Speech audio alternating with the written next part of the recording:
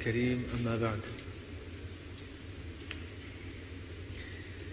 460 years passed from the time that Yusha alayhi salam was able to re-enter the land of Palestine. But during this time, as you might have guessed from the way they entered the city, doing exactly the opposite of what they were supposed to, the next several generations and centuries were extremely problematic. They kept losing control over that area. Various rulers came and started ruling over them, until there came a time when they lost all their power and all their influence, and the entire area was taken over by others. And whenever in this time any prophets that had come to them with a message that they didn't like, they would attack the prophets and even kill them. So they had sort of set themselves up for some serious problems. Now, the people that were ruling over, they had taken away all their privileges, they had imposed very, very heavy taxes on them, and they had crippled them as a society. They were hoping that a prophet would come and then they would unite under that prophet, but Allah subhanahu wa ta'ala did not give them that blessing right away. In fact, there was only one family left. You see, the prophethood, it came from certain bloodlines, and their kings came from certain bloodlines. This was a tradition that they had established. From the bloodline, meaning the family, or the families from which the prophets usually came, they were not having any children. And then there was just one lady. There was one lady who was expecting a child, and so they took a lot of care for her. They kept her in a secure place, and so on and so forth. Finally, she gave birth to a son, whom she named Shamuel.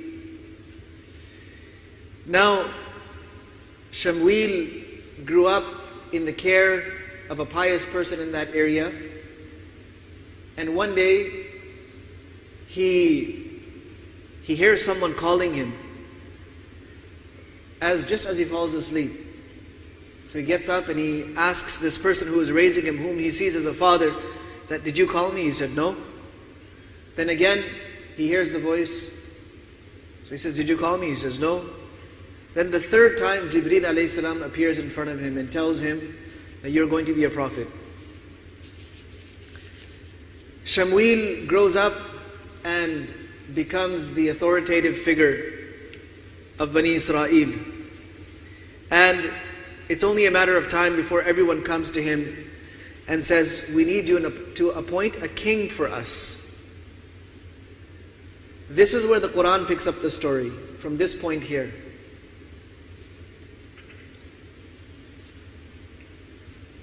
أَلَمْ تَرَ إِلَى الْمَلَإِ مِنْ بَنِي إِسْرَائِيلَ مِنْ بَعْدِ مُوسَى إِذْ قَالُوا لِنَبِيٍّ لَهُمُ ابْعَثْ لَنَا مَلِكًا نُقَاتِلْ فِي سَبِيلِ اللَّهِ. We need you to appoint a king for us so we can fight in the path of Allah and take back what is rightfully ours. Take back the land that has been taken away from us and the rights that we should be enjoying. But we need a king to do this for us. So Shamuel alayhi salam knew them better than anyone else. He said, هَلْ عَسَيْتُمْ إِن كُتِبَ عَلَيْكُمُ الْقِتَالُ أَلَّا تُقَاتِلُوا. It's likely that even if a king is appointed over you and he makes it compulsory for you to go in the path of Allah and to fight, that you just won't. You haven't been listening to prophets this whole time. You've been disobeying them from the time of Musa alayhi salam and afterwards. And even after you got into this land, you've just been disobeying the Prophet. So what makes you think I'm going to believe you? So they said, وَمَا لَنَا أَلَّا نُقَاتِلَ فِي سَبِيلِ اللَّهِ وَقَدْ أُخْرِجْنَا مِنْ دِيَارِنَا وَأَبْنَائِنَا. We've got nothing left to lose. Before, if we hesitated to fight, it was because we were afraid of losing something. But we've already lost everything. So we have lost our land, we've lost our sons, we've lost everything. So he said, okay. But Allah subhanahu wa ta'ala says, فَلَمَّا كُتِبَ عَلَيْهِمُ الْقِتَالُ تَوَلَّوْا إِلَّا قَلِيلًا مِّنْهُمْ. When finally it was necessary for them to go and fight, most of them turned away. Now before the Quran gets to how that happened, they said, okay, so we need a king now.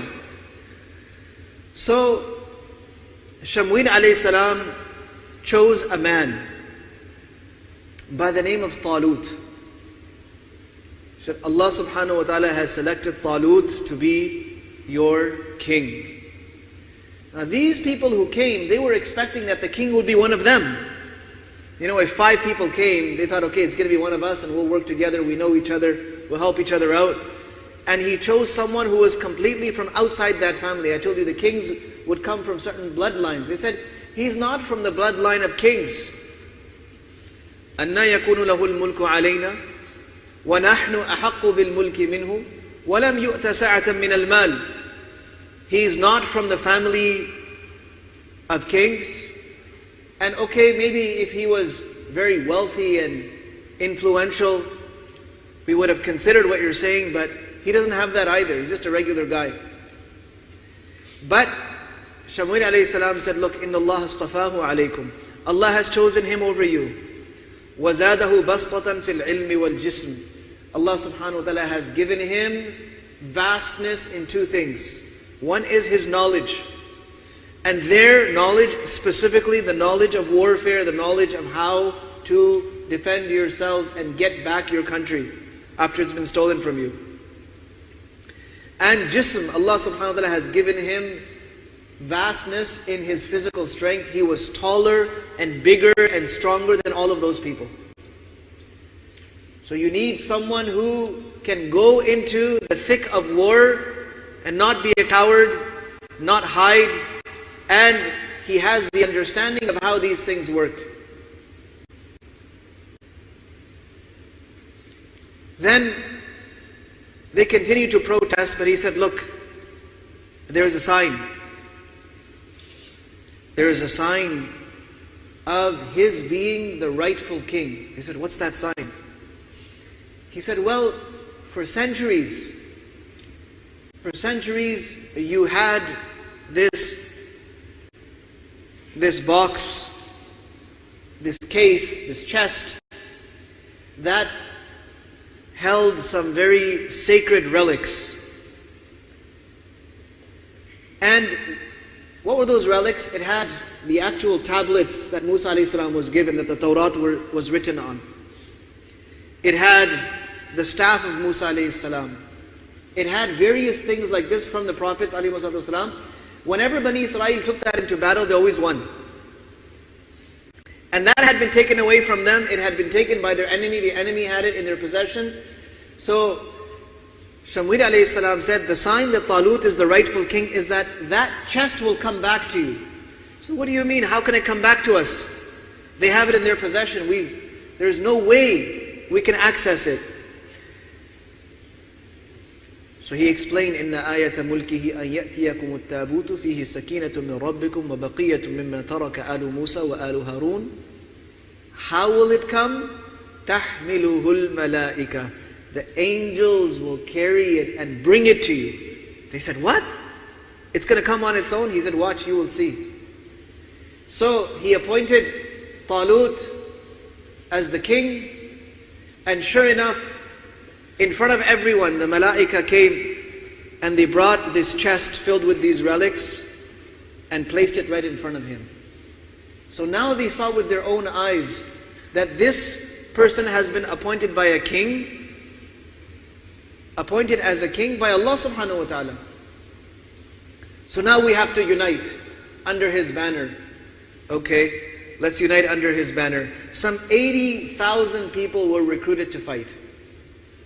Now Talut organizes the army, he recruits the people, organizes the army, creates an entire strategy, and he says, okay, now we're moving forward. During their march, they had to cross the river Jordan. So he told them, look, Inna Allaha mubtalikum binahar. Allah subhanahu wa ta'ala is going to test you with this river. فَمَنْ شَرِبَ مِنْهُ فَلَيْسَ مِنِّي. Whoever drinks from the river will not be a part of my army. وَمَنْ لَمْ يَطْعَمْهُ فَإِنَّهُ مِنِّي إِلَّا مَنْ اغْتَرَفَ غُرْفَةً بِيَدِهِ. Those who abstain from drinking this, they will be able to remain in my army. Yes, those who take a few handfuls, they just take a little bit in their hand, they'll be fine. So, we're talking about people who have this history of incessantly denying and defying and denying and defying and opposing. Some 76,000 of those soldiers walked back. They said, forget it. You're telling us we're marching to battle and you're telling us we can't drink water? Forget this. 76,000 of them turned back. Now they're left with 4,000. And to them also, Talut is saying, look, don't sit and start filling up your water skins, your bags filled with water. Take a couple of sips and move on. So from those people also, some 3,687, they didn't listen to the command, they drank lots of water, and they were unable to march forward. What was left? 313 people were left. From an army of how many? 80,000 people. 313 soldiers are left. And these are the people who came forward. So, there was a standoff between the army of Bani Israel and the rulers, the people who had taken over the land, and the head of those people his name was Jalut. Every day Jalut would come out and challenge them. He wanted a one-to-one duel to show how strong he is. Even though he had so many people, such a huge army, they could have just crushed them. But it was a show of power. So every day he would come out and he would say, I want someone to come, I'm challenging you. Send someone, send a warrior. No one was able to, and Talut waited and waited and waited. Finally, there was a young boy amongst that army. His name was Dawud. And he said, let me go. Today I want to go and face Jalut. So finally, Talut gave him permission and he went with just a few rocks and a slingshot. And as he faced off against Jalut, who was this massive, tall, muscular person, Dawud just took out a stone, put it in his slingshot, and whipped it at his head, struck him between the eyes, and Jalut collapsed. He fell dead. And this small band of Bani Israel was able to defeat that entire army. Now, Talut had made a promise. Whenever Jalut would come and challenge them and ask for a challenger, Talut would say, whoever goes and challenges him, I'll marry my daughter to him. And I will make him my successor after me. So when Dawud alayhi salam defeated Jalut with one stone, then he was also in the position to not only marry Talut's daughter, but also to be the next king of that kingdom. And that is when Allah subhanahu wa ta'ala granted him nubuwah, He made him a Nabi, and He made him a king, and he grew up to become Dawud alayhi salam.